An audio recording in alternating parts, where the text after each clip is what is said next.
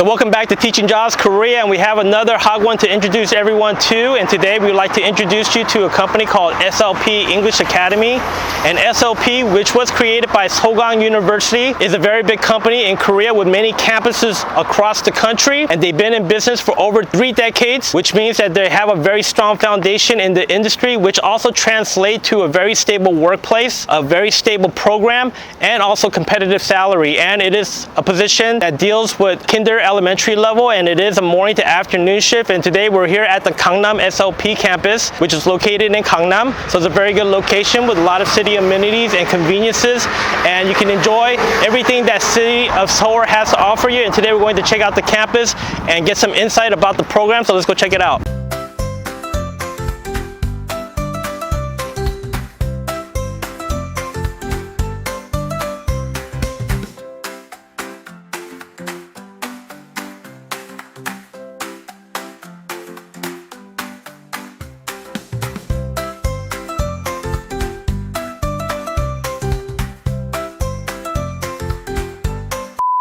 And we just checked out the campus. It's a beautiful campus that has all the way to 6th floor, even with like a rooftop play area. So there's a lot of activities for the kids. And joining us today is teacher Cait and teacher Kyle, who's here to give us some information and insight about the campus and also the SLP program, and just basic insight about living and working in Korea, right? I think that's very important.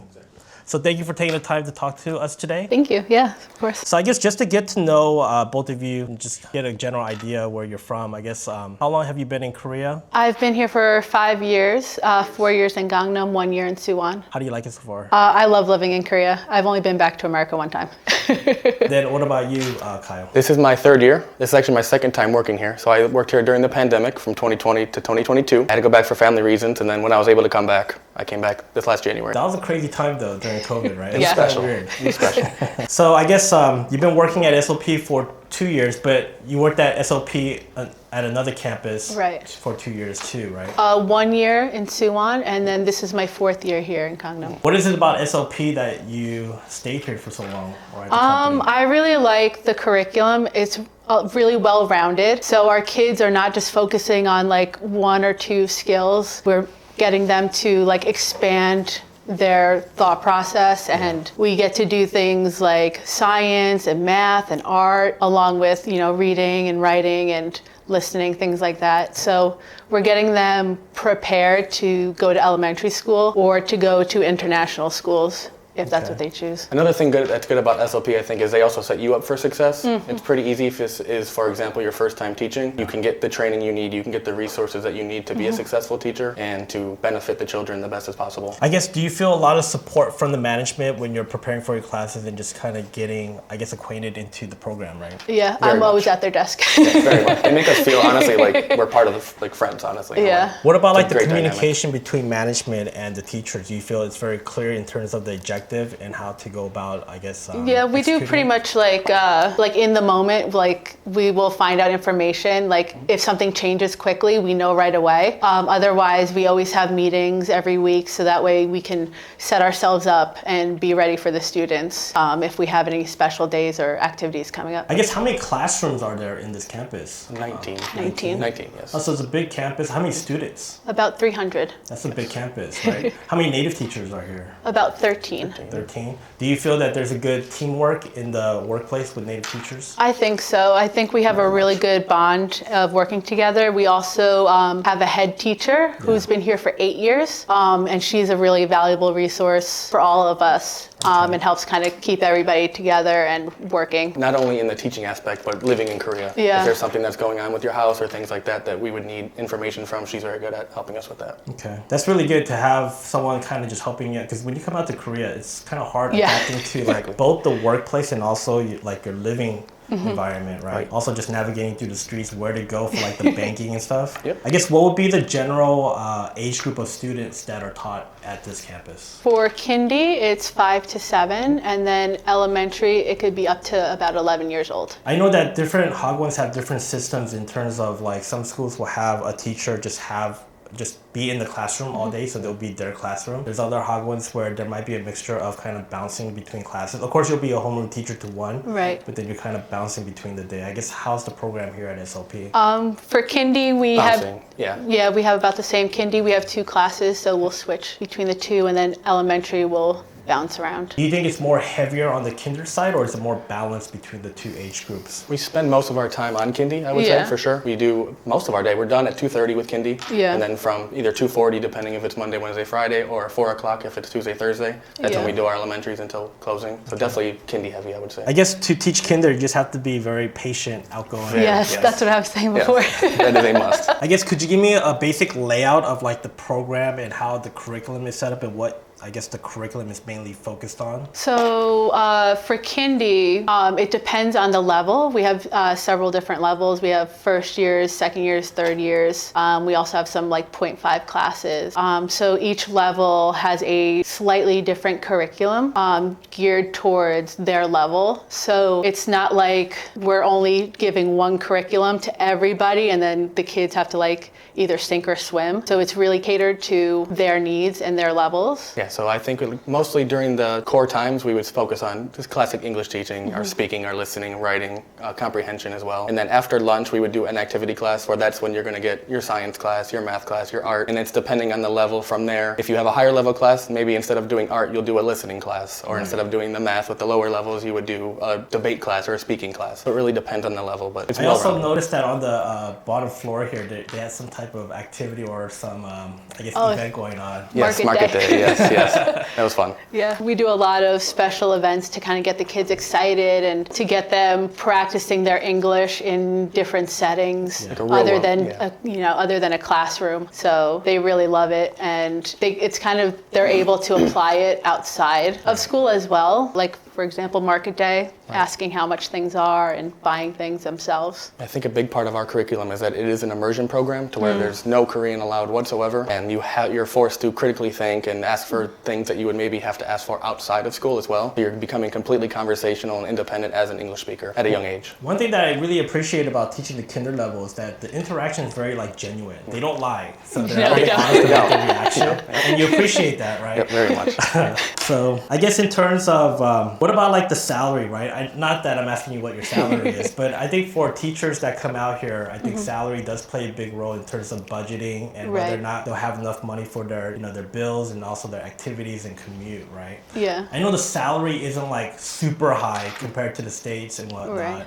But I guess would you say that the salary is pretty competitive when you actually average everything out in terms of like taxes, having the housing provided, and I guess are you able to kind of make your salary and yet still be able to take on hobbies and do activities and still maybe even save a little bit, right? I would say so, and our school in particular, the longer you stay, we usually get like some sort of a raise each year. So I think that it's pretty easy, especially with our housing included. I think it's pretty easy to budget and have a life outside of school. You can travel abroad or travel inside of Korea because it's very affordable as well. I can confidently say that I save more money here than I would if I was working somewhere like, I'm from Chicago. If I was working there, even making a good wage, I'm saving more money here. Even after sending money back home for student loans and things like that, I save more monthly here. I think when you have student loans, it gets really tough, especially with the exchange rate right now. Right. Yeah. But I think when you actually live in Korea, even maybe the total amount of what you make compared to what you would make in the States, when you average everything out in terms of like expenses that you'd be spending in the States, like your car, insurance, food, and just rent alone, right? Yeah. I think when you average it out to Korea, you have a certain base, but then also your rent is paid. So the only thing that you're really paying for is like your utilities, and Yeah. then your commuting and food and activities, right? Yeah. Right. I know you can't splurge, but Fair. I know that the benefits that are given in terms of like medical benefits are really good in Korea, right? Yeah, There. they're amazing. Just compared to the States, I guess how is it more beneficial here just from your experience? Like for example, if you get a cold or you have the flu, you go to the doctors, they see you right away. You're not waiting in the doctor's office for an hour, and your visit could be about $6, 6,000 won, and then your prescription might be another 3,000 won. So it's entirely possible to go to the doctors for under 10,000 won. You're not necessarily afraid to go to the doctor for something that you don't think it's going to take out a mortgage like you would in the US sometimes. It's way The better. doctor costs like $50 over there. Exactly, Yeah. exactly. And then the service really quick. It's very cheap with like medicine. And then I don't know if you ever got dental work here done, but it's a lot cheaper than in the States. Very That's much. what I've heard, yeah. Yep, very much. Like I have family members that come out just to Korea just to get their dental work done so that they can pay the same amount for like the whole trip Right. that they would pay in America. One more question about like the curriculum and just teaching time. I guess as a teacher, do you feel that there's adequate time to, prepare for your classes and then also effectively execute it in the classroom for teaching time as well? I think so. We generally get about 2 hours of prep time throughout the day. On top of that, we get 2 lunch periods off and an activity period off. So I think there's a lot of time to decompress if you need to, prep whatever you need to. So a lot of it, and we're given enough notice where we're not rushing to get work done. Yeah, so for example, today I had my day where I have my snack off, my lunch off, my activity off. So I probably had about a total of 4 hours to get everything ready for my elementary classes that I have later or any kindy that I would maybe do the next day or the next week. The curriculum is already set up, right? Correct. Yes. Is there anything additional that the teachers have to do for prep on top of the curriculum? I think that's only if you feel like you want to change something. Right. If you notice that your students are either a higher level than that or a lower level, you can add things or subtract certain things. There's enough flexibility to where the teachers are allowed to do what they would like to do, but also stay on track with the curriculum. I think a positive point to that is that they can actually just focus on the classroom and how to execute that class in the Exactly. classroom, kind of Yeah. immerse the class, right? I think that's one positive point of it. What about like the Korean food here? Oh, I absolutely adore it. there's one thing that I tried that I probably wouldn't try again. It's Bondegi. bondegi. Bondegi? Yeah. You know that's bug, right? Yeah. It was a little squishy. Yeah, that one's, it's interesting to say the least. Yeah. But the rest, everything. Would that be Like, considered like the worst thing you ever tried? Yeah. Not you want to try it again? No. I might have to agree with that. I will try almost anything once, but that was just a one and done situation. What dish would you recommend everybody to try if they come out to Korea? I would say try everything for sure. Kimchi pancakes. Kimchi pancakes. Sundae-guk is my absolute favorite. Oh, sundae-guk's so- good. Absolutely. I think you're gonna be Korean soon. I would love to be. Love the culture. Is the spicy not too spicy? Spicy is spicy. Yeah. If you have to enjoy spicy, if you're going to handle it, but it's It's delicious, yeah. manageable, I feel like, because in America, I didn't eat a lot of spicy foods, but in Korea, I think I've grown accustomed to it. So now I enjoy eating things like spicy kimchi and the spicy soups and all that. And it's easily identifiable. You're not going to walk in somewhere and they're going to say it's slightly spicy and then it's going to, blow your face off. It's something that And then whenever you crave like Western food, it's so easy to just get whatever type of food Oh, yeah. you want, like tacos, Burgers, Italian pizza. food, Yep. right? So I really do like that part about Korea. I think one important aspect that for teachers coming out would be important is just like the housing, right? I think it's going to be something very new to them. Some people might just be coming from a dorm or just living with their parents. Right. And this will be their first experience kind of being independent, right? I guess what are some things that they should kind of be aware of when they go into the housing, and what were some challenges for you just kind of getting adjusted to it? Like the trash. I feel like one of the challenges, this might sound silly, but one of my challenges was the bathroom situation, because in America we don't really have wet bathrooms. Right. So having everything all in one was a little confusing at first, but it's not that hard to get used to. And the trash is one thing. At first, Oh, yeah. it seems a little daunting. What do I put in this one? What do I put in this bin? But once you get the hang of it, it's actually better for everybody. Yeah, when I first came to Korea and I saw that there was like a drain in the bathroom, like underneath the sink, I said, why is there a drain here? Right. But now I understand, right? What about like the utility costs of like, electricity bill, heating? Do you think So it's much pretty cheaper manageable? than America. Non-existent. Yeah, It's very cheap, basically. very affordable. And then I guess Korea is also known as a very safe country. I guess just living here as a foreign, like for Koreans, it could be very safe, but for foreigners, they could have a different perspective on things, right? I Yeah. guess just your experience of living here for 4 years and 3 years, 3 years, right? correct. I think as a woman, obviously certain places are not very safe, but when I'm in Korea, I don't feel vulnerable. I feel like I can go about my day or night without running into any problems. And I like the fact that the entire city and country, for that matter, is accessible. Yeah. You don't really necessarily have to worry about a certain area being something maybe you shouldn't go to or things like that, to where if you see a restaurant in a neighborhood, you don't think twice, you just go wherever you would like to go. Yeah. I think you always have to be a little careful. Of course, and naturally. Yeah, compared to, I guess, like the States or other countries, it's definitely a lot safer. And I can leave my phone at a cafe Right. and then it's there. Right? Yeah, that was surprising to me. That would be a culture shock there. Yeah. For sure.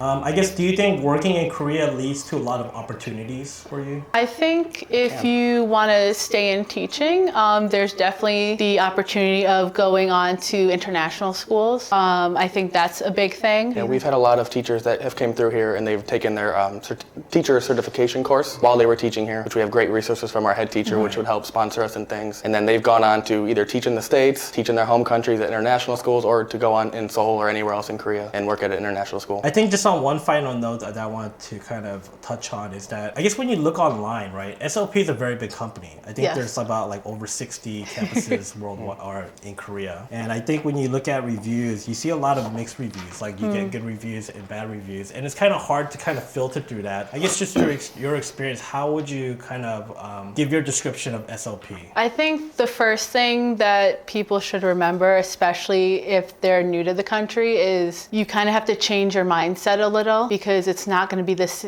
Nothing's the same as it is in America, so you kind of have to switch your thinking because it is a school, but it's also a business, so you have to kind of keep those things in mind. But I think one of the most important things to do is like ask a lot of questions, I think. Yeah, do your research before coming here. Research. Before coming to Korea. I also think probably important to not feel, well, like you were saying with the America and everything, ask questions. Yeah, I guess you kind of hit it actually. I think if there's one advice I can give, it's just, like any business or any place that you work at is run by people, and people are the ones that make the environment. And I think the curriculum is pretty consistent wherever you go. Right. But I think just kind of asking the right questions, just getting information, seeing how clear the communication is very important. I think just kind of go past like the online reviews and like all the other stuff. I think and just kind of customize it to what you're looking for. I think it'll definitely be a little bit more easier to find something that kind of matches well with what your preference is, right? Yeah. Well, thank you for taking the time to speak to me today. And this is the library, right? This is the library. Correct. Very nice library. But yeah, thank you for taking the time. I know it's your break time, and I hope you enjoyed today's program and learned about the SLP company. And by the way, this campus has been in business for over 3 decades, just this campus alone. So it's a very good campus, good management, and we'll be back with more videos. Thank you.